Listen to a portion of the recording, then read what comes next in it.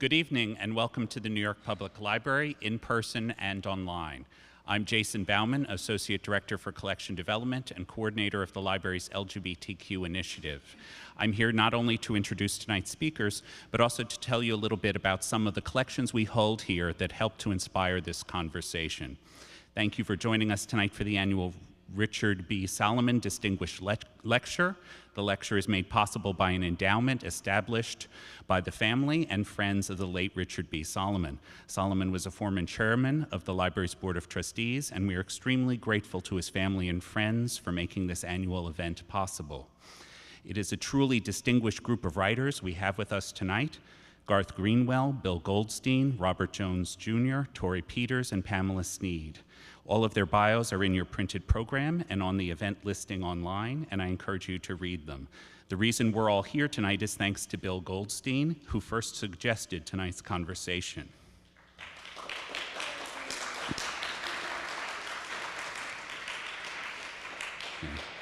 Among many other things, Bill is a former Cullman Fellow at the library, where he worked on his current book, a biography of writer and activist Larry Kramer.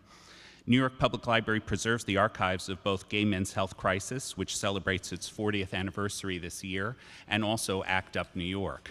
And Larry Kramer was, of course, pivotal in both organizations. GMHC's archive is an amazing resource chronicling the grassroots response to the AIDS crisis.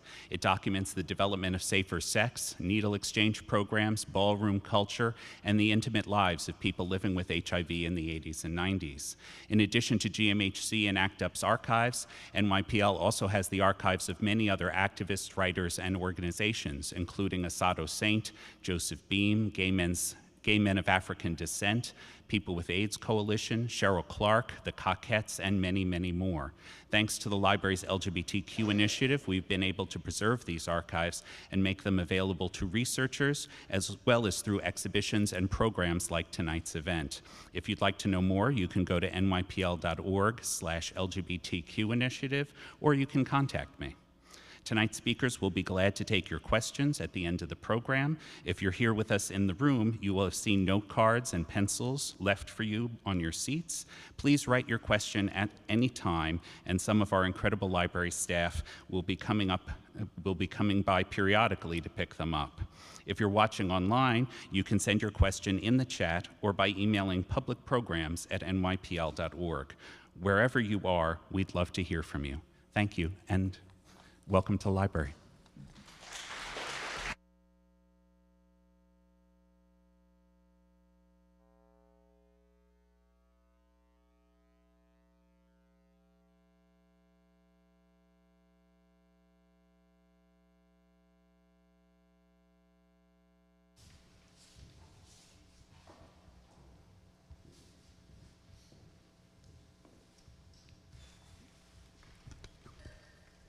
Well, I'm Bill Goldstein.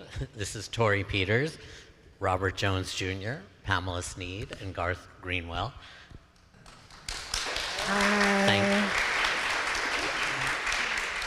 Thank you all for being here, and thank you all for being here. I just, as a quick postscript to Jason's introduction, thank you, Jason, very much, and also thank you to Faye Rosenfeld, my friend and former boss, who helped spearhead this too. I just want to say that I'm honored that in the audience is Dr. Lawrence Mass, who is one of the co-founders of GMHC, and whose papers are also here at the library and were essential to me in writing a book about the other Larry Kramer, because he kept very careful journals of many wonderful wry comments that were made that I will have to be quoting in the book and that I won't quote now. But thank you, Larry Mass, for your work and your journals. Now, on to the conversation. I wanted to begin with something that Pamela writes in her book, Funeral Diva, because it's the most explicit of the works here tonight that is about really the 80s and the 90s and AIDS activism and the AIDS crisis then. But to bring that to the present moment, which is really what we want to talk about now, I mean, and all of these writers' books today. You say, I was just beginning, I mean, you're remembering a moment in the Obama presidency or thinking back to highlights of the Obama presidency, and you say, I was just beginning to forgive deaths of my brothers to AIDS, not forget there should still be tribunals.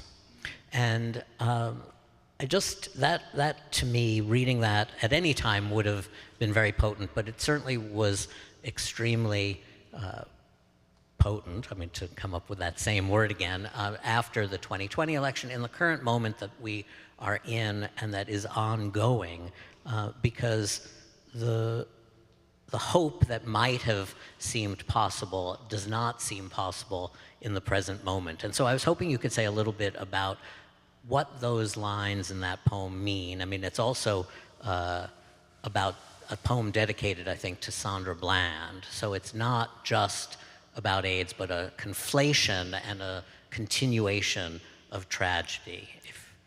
Well, okay, I'll start with one. I'm writing a new book of poetry, and it's called 846, and then it's crossed out, and it's 929, and that's the amount of time that Derek Chauvin sat on George Floyd's neck, right? And I'm bringing up that poem because Larry Kramer actually died, I guess a couple of days after George Floyd, right? Mm-hmm. And I went to the memorial. I mean, I went to the memorial online, and I was waiting for them to mention George Floyd, and no one did. And the chat closed before I could say, the two were connected, George Floyd and Larry Kramer, in the struggle for human rights, right? So this is something contemporary that I'm still putting together, right? But in terms of the tribunals, I mean, I was a kid, right? Late 80s, early 90s, and basically, I was coming to New York to really kind of make myself. I went to the New School, to be a writer. And I started connecting with the downtown scene, and you had all these black queer, black gay men and lesbians, and everyone sort of converging upon New York to kind of make themselves, and sort of brought on by Audre Lorde and James Baldwin, and we now had this language, and just in the time of forming ourselves, everybody started dying, right? And so the bottom line, I mean, it impacted me. I was never one of those people who could just kind of move on. I mean, it was always, I lost my best friends. I lost my peers.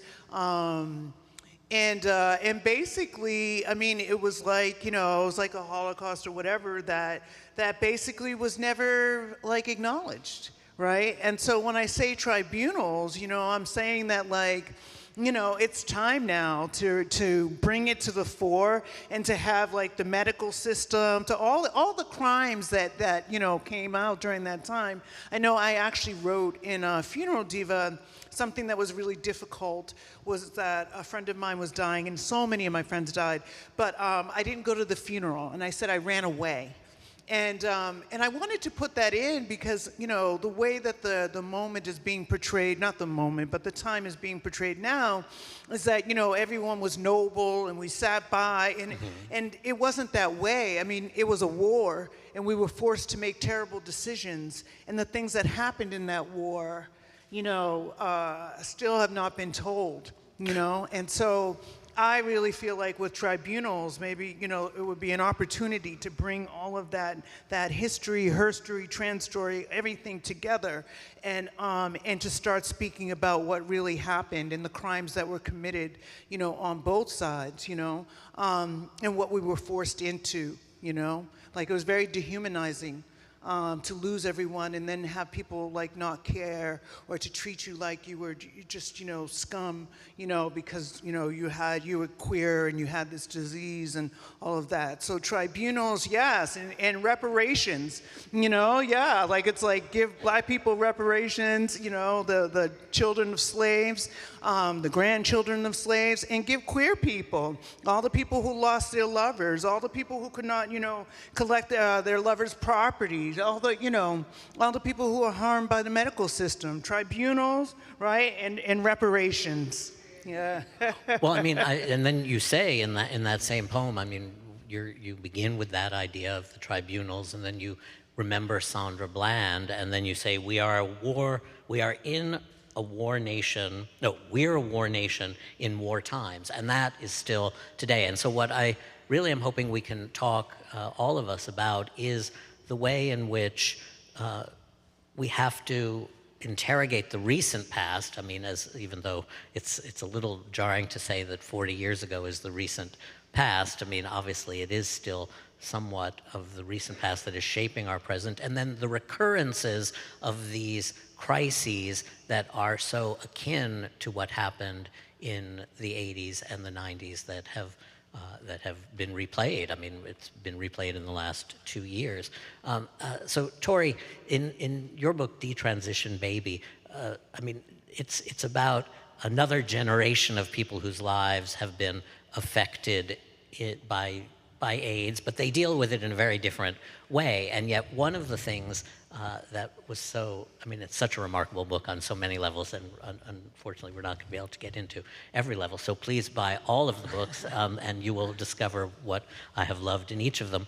But there's, the book is about so much that is obviously not related to AIDS, but it's a lot about people's identities, not only trans identity, but you give a marvelous brief history of the word transgender that speaks exactly to this moment that Pamela is talking about. So if you could say, I was unaware of that until reading your book. I mean, there's a kind of contested history about what words are used for transgender and when those words started and who used it. But David Valentine's book, I think it's called Inventing Transgender, or Imagining Transgender, basically that there was a time when there was all these different words that were used for gender variant people, and it was the CDC that was basically trying to name, well, okay, there's people who are getting HIV, who are seroconverting, and we need basically a way of naming them, because before it'd be like fairies or queens or sissies or whatever, like all these different words, and we need a bucket to put all these things. And so the word transgender was not invented by the CDC, but it was selected by the CDC essentially as the name for a vector of disease. And that kind of history, it was like, if we can name this, then we can collect these people. And then the thing is that there was a secondary thing where if that's how you had to call yourself in order to have access to resources, people who were identified as trans began themselves identifying as trans in order to have access to those resources, not necessarily because that was the word that they wanted to use. And what happens in my book is that the people that I talk about are generally white trans women in Brooklyn after 2014 being what Time magazine called the trans tipping point. Whether or not you want to go with Time magazine's history, it's up to known queer historians, Time magazine. But I think there was something in 2014 where there was a sort of sea change. Many more people started coming out, and the previous generation those of us who came out around that time, weren't in contact with them, largely because of things like HIV, because of alcoholism, because of suicide, and because people just went stealth and sort of disappeared. And so we didn't have a lot of this history. And so we were sort of like reinventing what HIV meant, what these words meant, what this history meant. And a lot of the book is about dealing with the fact that we're reinventing a history that has been lost. And in some ways getting it wrong, or sometimes being glib about it. And the book, I hoped in the book to essentially reckon with a bit what that means for my generation and that lost history. And I mean, it begins, your book begins with almost a very casual way in which, I mean, not that AIDS is ever casual, but no, it begins with humor and also a very unlikely confrontation, between two people. I mean, so it starts with, and I think this is like something that happened, in my generation where people were transitioning with access to Truvada, and so you could go to the club, you could, meet somebody, and you could be sort of casual about it. And the main character basically is with a guy who's Sarah converted, and they're doing a sort of bug-chasing pregnancy role play with HIV, where it's like, are you going to impregnate me with HIV? And I know that this is like, to some people, this is very, very, I got messages on Goodreads about what people thought about that.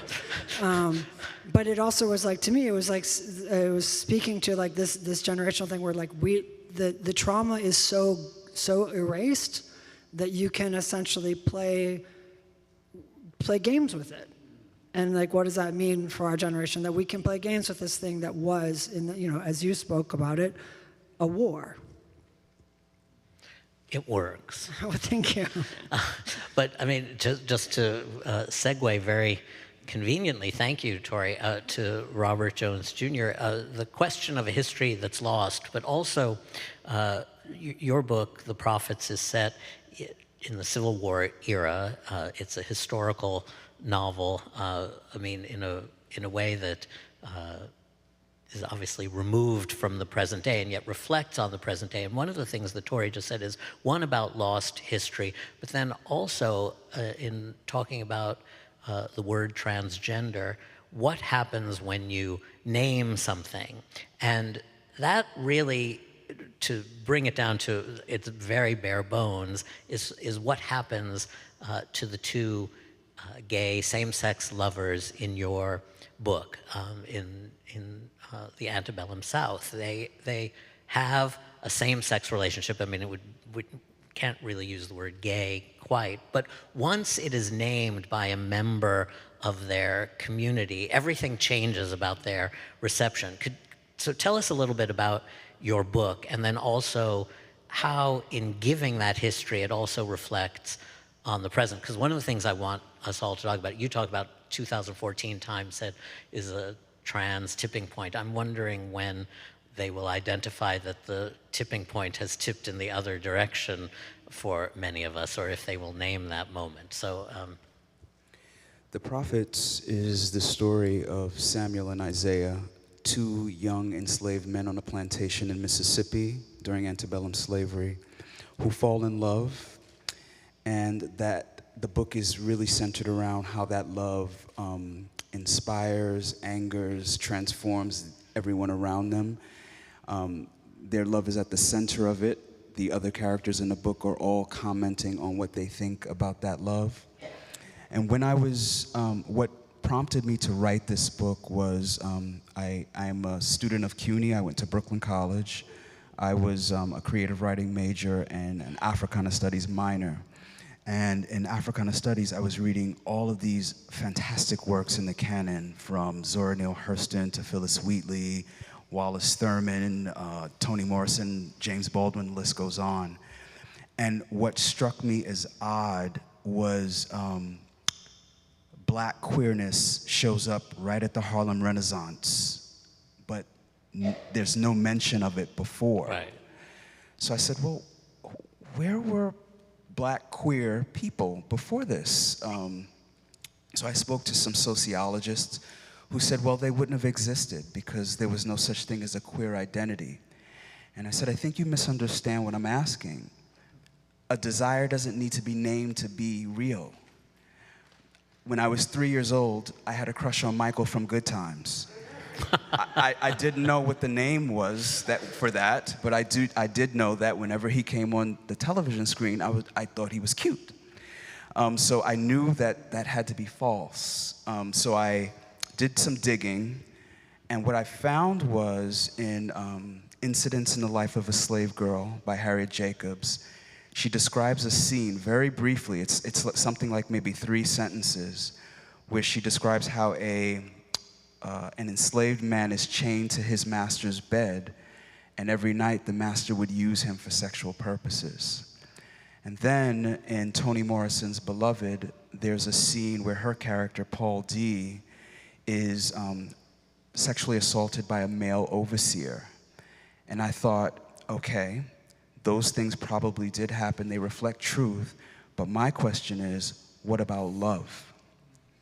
And so I went straight for the idea of there's the notion that these ancestors had these desires, had these feelings, and expressed them. And what I further discovered was, I don't like to call it pre-colonial Africa, so I'll call it the before time.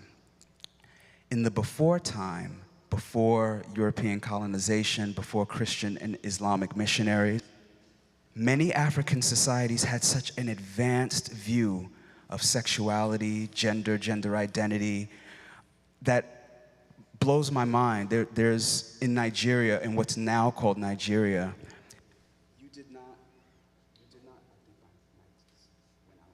Oh.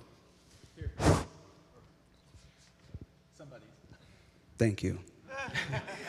Tori must now remain silent for the rest of the evening. She's had her say. In what is now known as Nigeria, you did not give your child a gender. They chose it for themselves when they got older, and they decided what they were, man, woman, or something other than that. In what is now Burkina Faso, the Dagara people cherished their queer inhabitants because they felt like the queer people, because they occupied both a masculine and feminine space, that they had access to the other world, to speak to the ancestors, and they could translate for the society to say, what was good or bad, and what news they had. So there were so many different kinds of things like that in these African societies, and that made me feel as though I could tell this story, even though there was so little evidence in the American canon. And so I went ahead and told it. There's a line, you were talking about how the other characters are learning from, loving Isaiah and Samuel. I mean, they don't have judgment until, there's a plot twist, a reason that things change. But one character, I think, says he would be aglow with the possibilities that he had been shown by them. I mean, and that was just so beautiful. I'm sorry, Garth, we haven't reached you yet because the distance from our chairs is so great.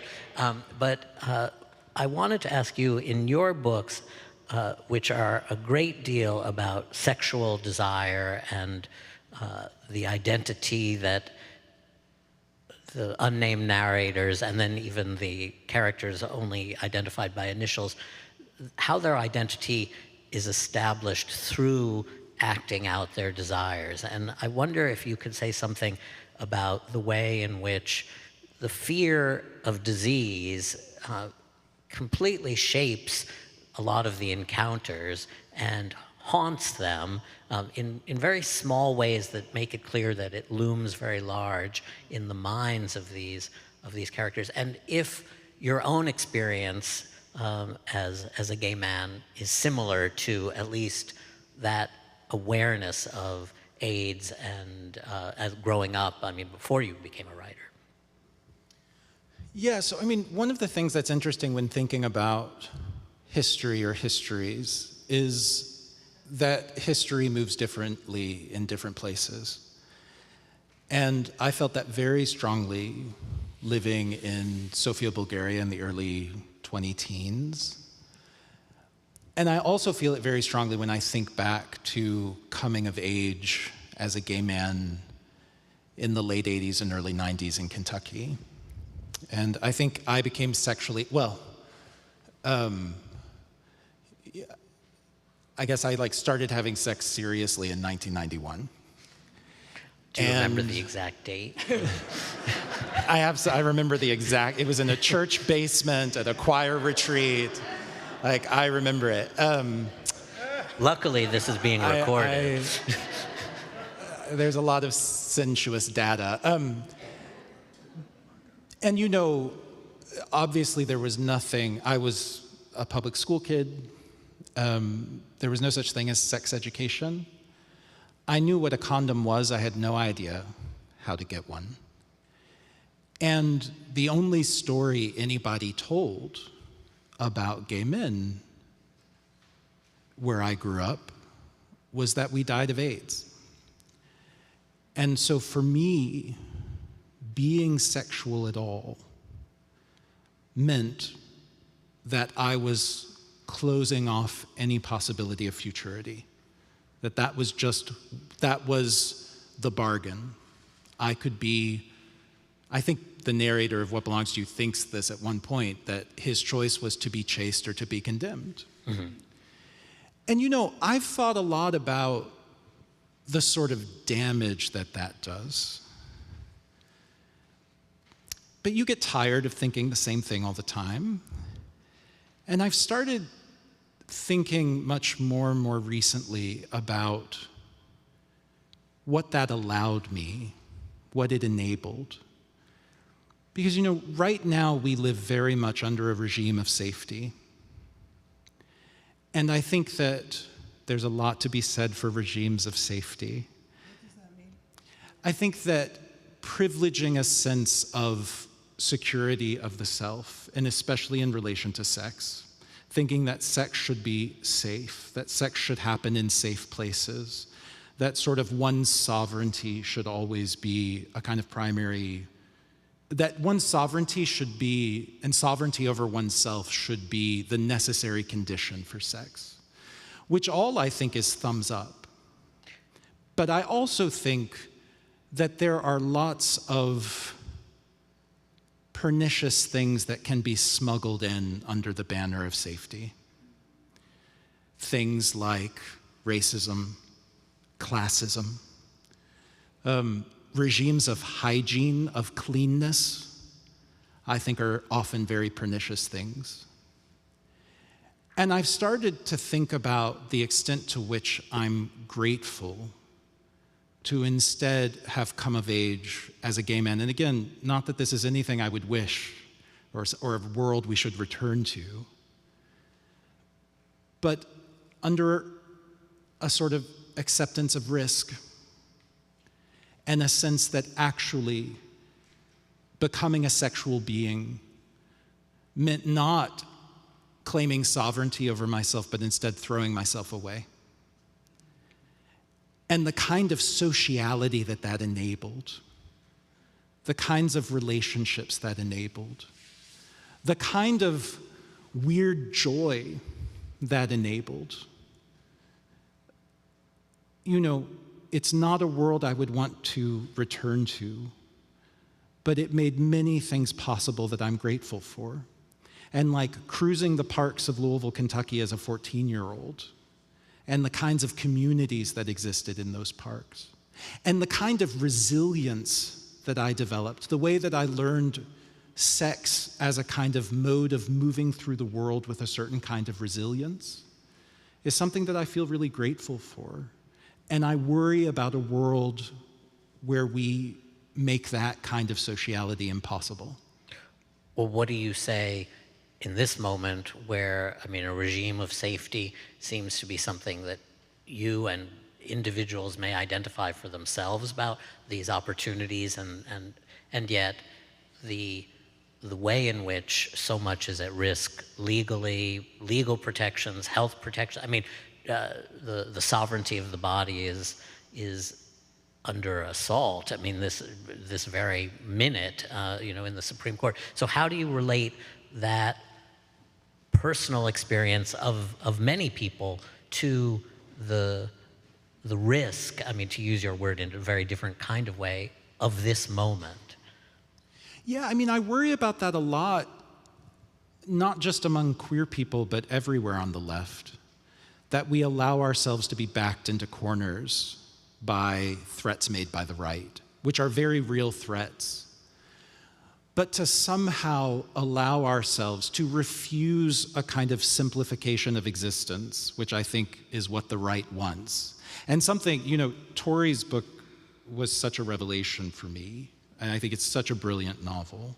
And one of the reasons that it's brilliant is because it refuses to present a kind of sanitized, virtuous, politically useful image of what it means to be a trans person in the world. Instead, it presents really difficult truths about being a human being in the world. And I think we cannot allow threats from the right to allow us to present a kind of sanitized, false, to allow us to betray or force us to betray reality.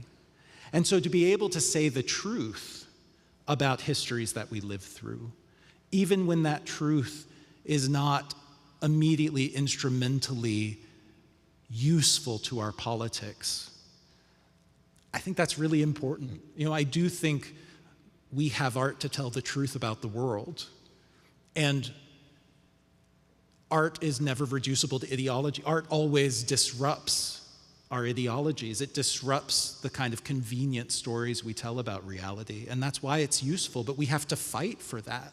We have to fight for, and on the left we have to fight for this, to fight for, the right and the responsibility of art to be messy and complicated and inconvenient. So Pamela, and then I think Tori and Robert also were nodding. Yeah, I just wanted to backtrack a moment because people were saying histories that have been lost, and that sounds so benevolent. But the bottom line is, as a woman of color, as a lesbian, basically it's been destroyed, right? Erased. Or never told at all. So we're not talking about loss. We're talking about destruction, right? We're talking about violence, histories that are have never been allowed to exist. Herstories, trans stories. So there's that. So I just want to offer that. And I also wanted to go back in terms of queerness and just being present in the Harlem Renaissance, but I was also thinking about the Black blues women that preceded that, right? So we're talking, Bessie Smith, Ma Rainey, right? So preceded the Harlem Renaissance, So the erasure of the record. There was a fantastic book published last year. I think it won the National Book Award in nonfiction, All That She Carried by Tia Miles, which is very much about how that history is reconstructed from literally a very small scrap of material. And it's rigorous history, but also incredibly imaginative history that shows how the imagination in history can be used with rigor in a nonfiction book. But so erasure is really an important thing, the destruction of the record that even does exist. But both of you were nodding to what Garth was saying, and perhaps also to what Pamela was saying. It's working again. I was thinking about what Garth said about the option of throwing your body away, and how I would interpret that is allowing yourself to be vulnerable. I came of age, when I first heard about AIDS, it was called SIDS. And I was 11 years old in sixth grade in 1982 when our sixth grade teacher told us about what this thing is. And I felt almost like a spotlight was placed on me, because the way my 11-year-old mind interpreted it was, because I am gay or queer or whatever the word is, I am going to develop SIDS. I didn't know that you had to have sex or intravenous drug use. I just thought, by the virtue of me being this thing, I'm gonna die a very horrible death. So, as Garth said, that colors everything for the rest of your life. So I'm 1 year out of puberty. The next year I'm in puberty and terrified. I'm gonna die when this happens. I I won't be able to touch anyone else ever. All of my friends' 6th grade graduation, they went to the prom. I couldn't even go to prom. Like, I'm going to be erased and separated from the rest of humanity because of this thing that I am and this thing that I'm going to develop. And so when I discovered the Piers in New York, I'm 16 years old and stuff like that, there was joy, but it was always underscored by terror, because I did not know what would happen to me. I vacillated between recklessness and absolute prudity. I just did not want to be around anyone, or I desired someone and was mad at myself for having those desires. And as Garth pointed out, it just, the effects of that just reverberate for the rest of your life. Even to this day, as a 51-year-old, there are still certain things I never allowed myself to do out of that constant specter of, but what could this expose you to? It's terrible. Yeah, I mean, I really relate to this in this idea of respectability and creating these respectable characters, and why I didn't want to create characters who were respectable. Just in terms of the trans experience, you know, for a number of years, the doctors who offered trans care basically said there's two types of being trans. There's what they called true transsexual, which meant that you were feminine, that you were attracted to men, that you always, you play with dolls as kids, and this was like the respectable version, like, oh, you're just in the wrong body, and we saw it from a young age. And then there were people who enjoyed sex, and that was like the opposite side, that you're like a pervert, that the reason that you want to be a woman is so you can wear panties and jerk off or whatever it was, and that one half, the true transsexuals, they were entitled to care. They're entitled to hormones, they're entitled to surgery, they're entitled to anything else. But the other side, the word that they came up with for it is autogynephile, which means like you're turned on by the idea of yourself as a woman. So, which if you think about, all of us, are usually turned on by our gender. It's not just like, but they pathologized it in the specific case of trans women. So that if you were trans and you enjoyed the idea of having sex as a woman, you were a pervert and you couldn't get care. You couldn't get hormones, you couldn't get surgeries. And so as a result, there was this entire history of trans women who wouldn't admit to enjoying sex. They wouldn't admit to, not because they didn't do that, but because it could actually put their medical care in jeopardy.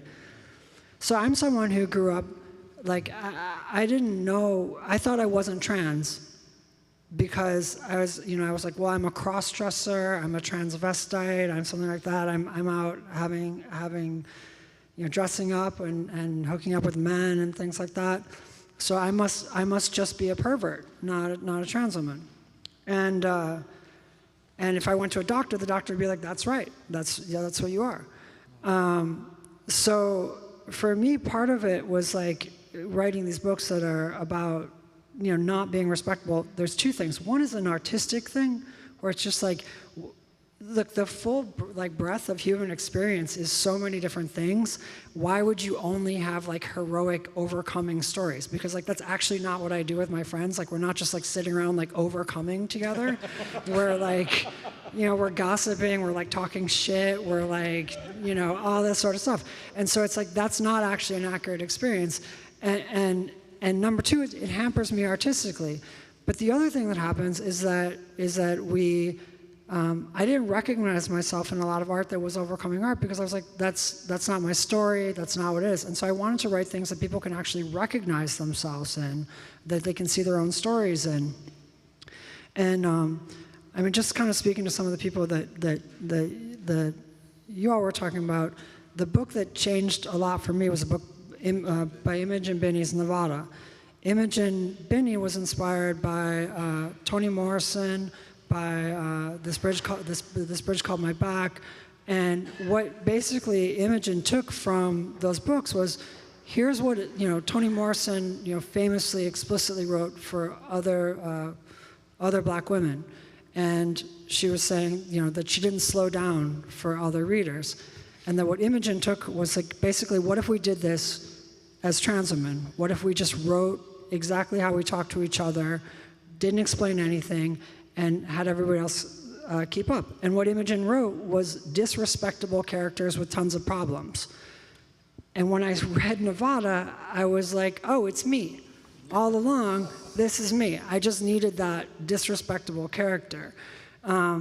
And so what you're saying, basically really resonates with me. And it's like, in a certain way, it's like literature actually taught me how to be, not by being perfect, but by being not a role model. Yeah, I wanted to say a couple of things. One, there's a story, I think it's the Book of Negroes, and they made it into a mini-series, and it's on slavery, right? And it's like basically, I think it focuses on Nova Scotia and then slaves who returned actually to Sierra Leone.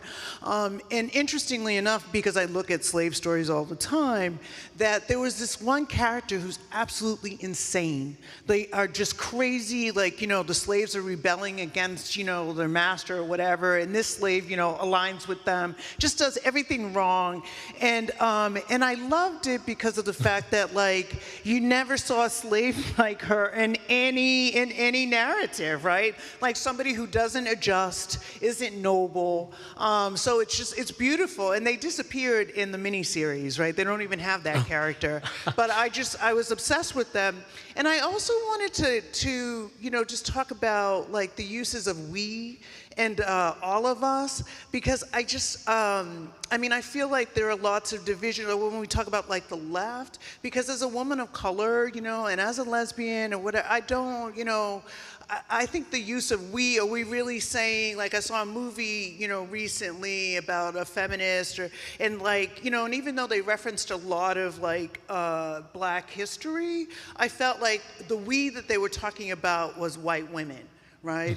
And so in that regard, like, I have, like, some issue with people saying we, or us, who is us, how do we do that, And then does it come down to individuals, or does it come down to groups of individuals that are still divided, even if people are generally on the, quote, same side or the same end of the spectrum? I mean, how do you see what we becomes from what entity? Well, I think that everybody has to, like, name their group for themselves, you know what I mean? But I just don't think, like, saying we, because we to me always means white, right? So, that's my interpretation.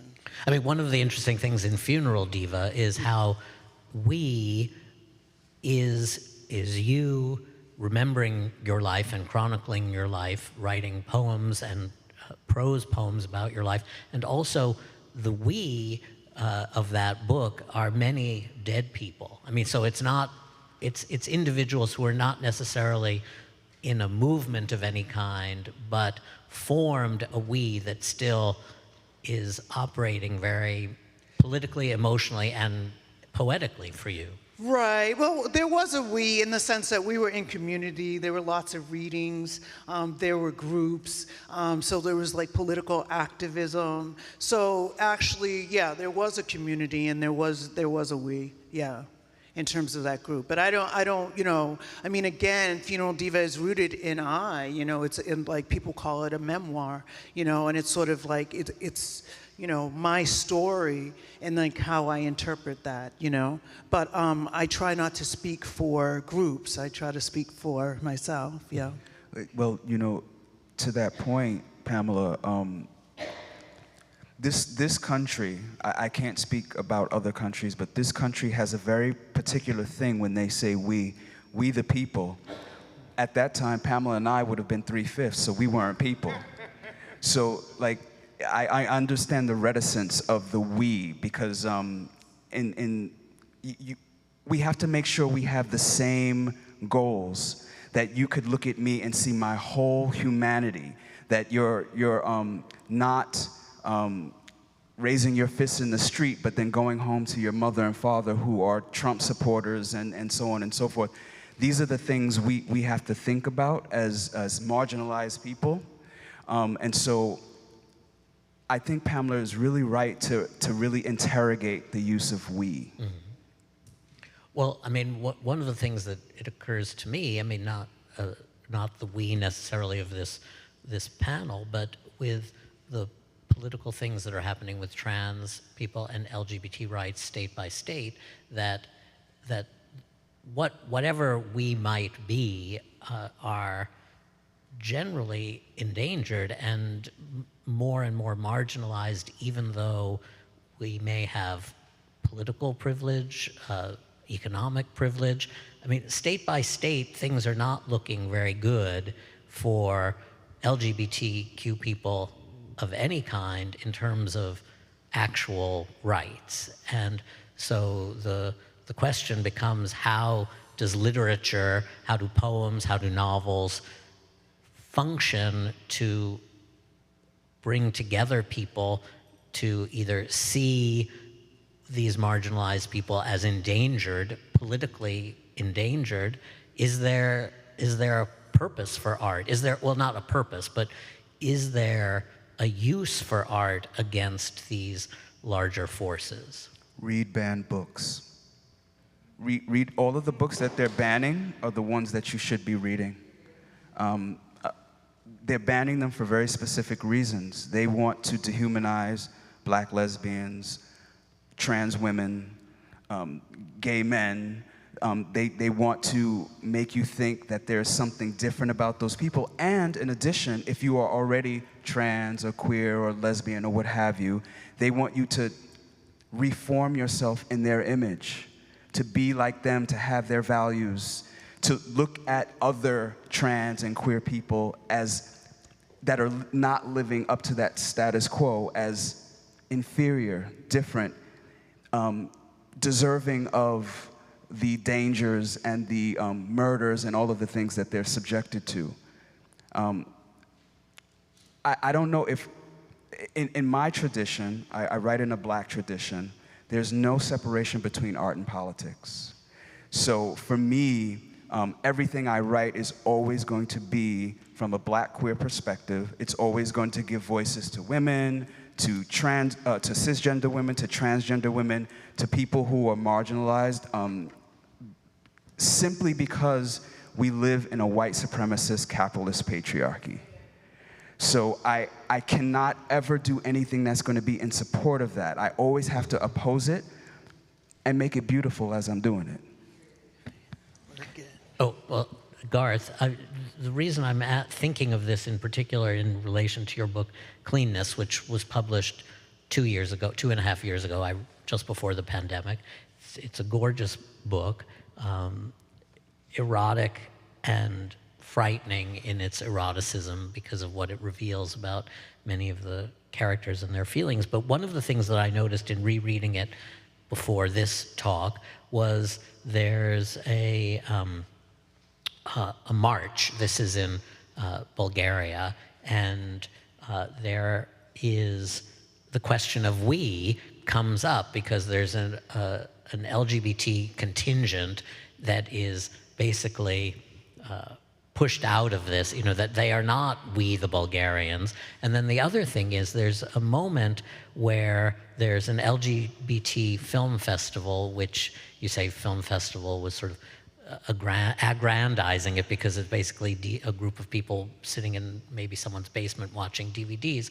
But I'm not sure now if it's the police or just another group of citizens come and break it up and push people out. And I thought of this thing that happened in Wilmington, North Carolina this week, where there was a children's book reading, LGBTQ pride reading in a room in a public library.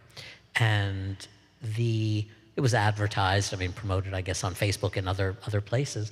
And Proud Boys came to the library, and there's video evidence of them being led to the room where this is happening so that the event is broken up. Not that many people have always said police are not our friends, but you see the police leading them to this room rather than standing in protection of this. So that very small thing that happens in a couple of sentences loomed very large in my mind in rereading it because of what's happening here.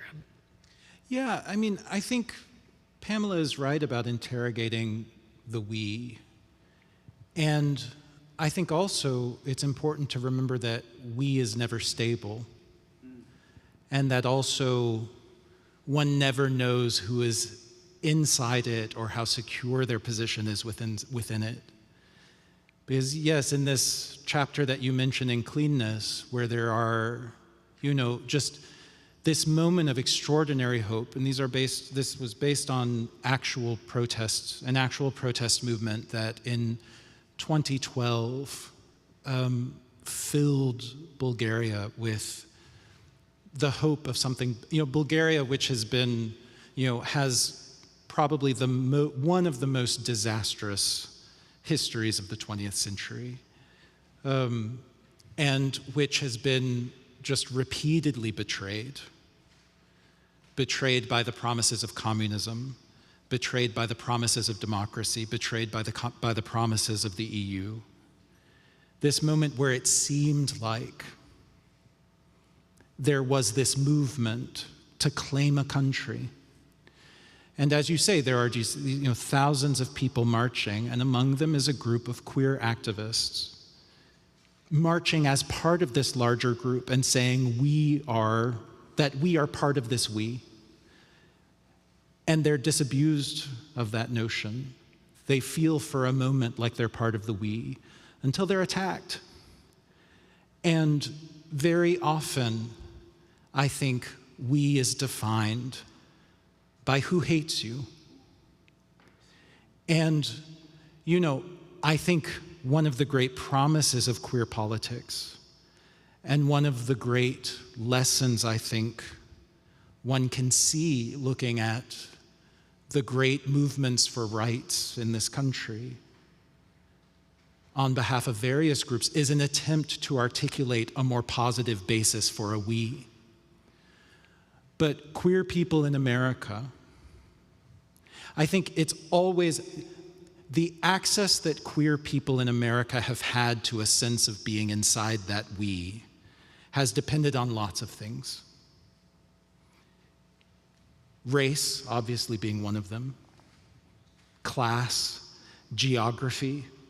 I think it's a lot easier as a queer person to feel inside the we of America in Chelsea than it is in Kentucky. But every queer person in America right now is understanding how fragile our situation within that we is. And so I guess just thinking about, because pronouns are powerful things. And thinking about how we form a meaningful we, how we form a politically effective we. And to, your earlier question about art's role in that, I don't know. But I do know that whatever power art can have, I think it's likely less than we would like to hope,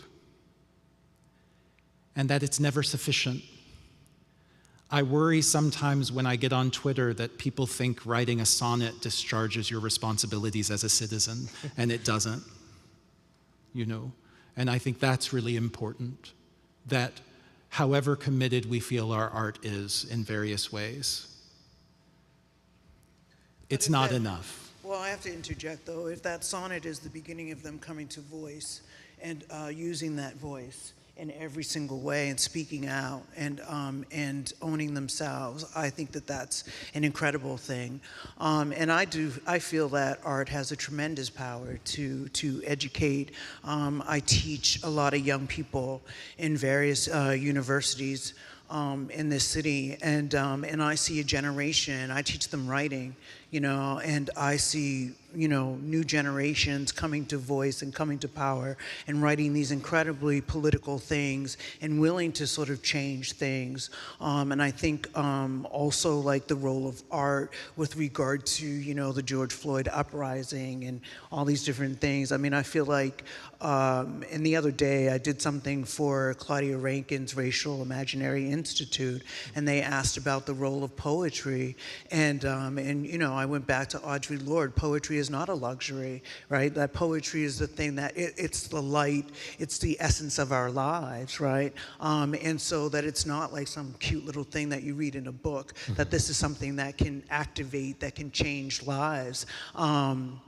Yeah, so I'm a firm believer that art does transform the world,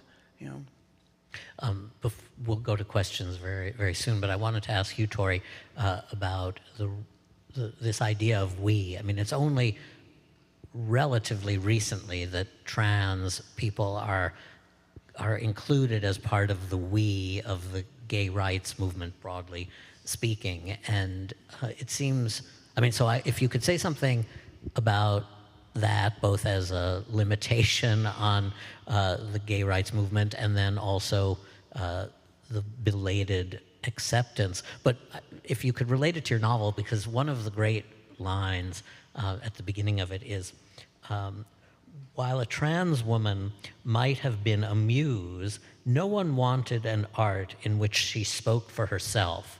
And of course, your Detransition Baby is the great refutation of that, but it seems to me that it's related, in some way, to this question of we and where we find these we's and how we learn who they are. If what Pamela and Garth are saying about the role of art. Well,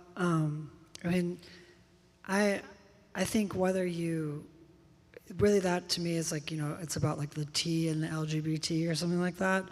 And a lot of that I feel like has been more contested in the last 10 years. It used to be like, you go to a bar and there'd be a drag queen, and that drag queen may be transitioning, and no one is like, that drag queen is not, they use LGBT, but no one would be like the non-LGBT drag queen. There was like very clearly that trans people were kind of part of it, and obviously famously Stonewall, there were Marsha P. Johnson, all so P. Rivera. These are trans women who were at the start of it. And then what happened, I think, just getting back to sort of respectability politics, is that then suddenly it was like, who is really trans, right? Is a drag queen trans? Is a cross-dresser trans? Do you have to be on hormones to be trans? All these kind of things began being debated I think largely in the last 10 years. And there was a kind of like, as you were saying, like who's good and who's bad within transness. And then that whenever there's a sort of like rift within something, that gets taken up by other people. The muse line, really that for me was never necessarily about other queer people. That's like about like Candy Darling in what's that, the Lou Reed song, like Candy's. It's like Lou Reed writes songs about trans women, but for like the entertainment of a largely straight audience. It's not trans women writing about themselves for that. But I think if you look at the history, it was pretty integrated for a long time, and it's only now that people are like, what do we do about this tea? And then as to the question of art, I think, like I said, that Imogen started looking at, we looked at the history of Black liberation, and we specifically being this trans movement in Brooklyn that I came up in, and we're trying to use these ideas for transness. And there's a famous Toni Morrison quote that the very serious work of racism is distraction. And that, to me, oftentimes seems like what's going on. So that if you look at something like the bathroom bills, right? Like, we didn't choose that fight. the bathroom bills is actually like this embarrassing distraction, right? Where it's like, what are we doing? We're fighting about where we pee. Like, who gets to pee there? Who gets to pee there? You know, it's undignified, right? To have this fight about going to the bathroom. And then if your entire fight and what the entire world thinks that you care about is where you pee, it's very hard to make art that is like, you know, to do something that's like with incredible gravitas. It's like, here's my novel about where I pee. You know, so you get these distractions, right? And then the distractions become what actually is going on. So you have trans athletics, and it's like there's like 3 girls doing swimming in the country, and what are we doing? We're all over the news. It's a distraction.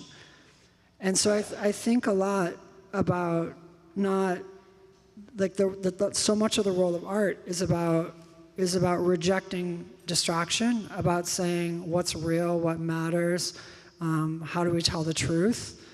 And for me, that's the fight in art right now, is to filter the noise. I mean, even the noise of which of these laws is a distraction and which of these laws is a threat, you know? How do I respond to that? And that to me right now, I think, is something that finding that truth, finding what's real, finding what matters, and being able to ignore the rest. There's a role in art for that sifting process. 100%, I agree with that. Yeah, that sort of art is a training in attention. Yeah. And I think, as you're saying, that means like not being tuned into the distractionary politics of the moment and of Twitter. Yeah, that absolutely. sort of not responding to that, but instead helping us see sort of the reality. That, I think, 100%, that's something art can do. Oh no, I'm nodding at being praised. Pamela, Robert, do you want to say something in response to this before we go to questions? No. Oh, okay. No. So, one of the things that I thought in this last couple of months, I've given some talks about Larry, because this year is also the 35th anniversary of the founding of ACT UP, and so people have asked me, not that I am able to channel Larry, but what would Larry think of what was happening in Florida with the Don't Say Gay bill? I mean, these talks were in March and April. And I realized, I mean, in terms of this question of distraction, that the whole idea that the Don't Say Gay bill was somehow anti-Disney turned it into a question of corporations rather than focusing on any real threat to individuals. I mean, as an example of what happened in Wilmington, North Carolina. I mean, so it made it a corporate question, as if the lives of individual queer people of all ages were not physically as well as politically endangered. And well, corporations are people, according to the Supreme Court. Well, before we get to further questions of the Supreme Court, I will get to questions from the audience. It's a little hard in this light to read pencils. I know libraries only allow pencils. This is not directed to anyone, in particular, so I hope maybe each of you can say something. Do you have any advice or words for the current queer and trans youth who are even less connected to the impact of the AIDS crisis? I guess speak to how to discover that history, or also to connect to the risk that they may actually be under, if there is still that. I mean, I know there is, but I'm always concerned with the issue of generational connections in the LGBTQIA+ community, and how elders show up in the lives of younger queer communities and trans communities. I personally mentor all of the younger queer and trans people in my life, and I see that in my community. I see it often, but I don't know if it's something that is fully practiced across the entire land. And I always find that there's a disconnect between the older generations and the younger generations. And I wish that wasn't the case, because I think that what that question brings up is that can be solved if an elder took on that responsibility to teach this history, because they're not going to learn it in school. Read, go to the organizations, go to the community center. I mean, it's interesting because I've been doing all these readings of recent, and young people have been approaching me and asking me for advice. And so I feel like, I don't know, it's a sign of something that basically people out there are needing more information, you know? But I definitely, I mean, you know, on social media, you can definitely find some of the groups, right? You can join that. Definitely go to some of the organizations that still exist. Read, you know, write.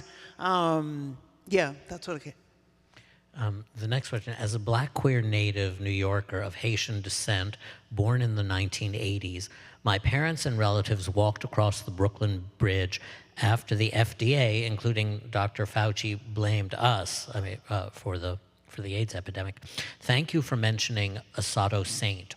Are there any other black, queer, Haitian AIDS activists or survivors you can name?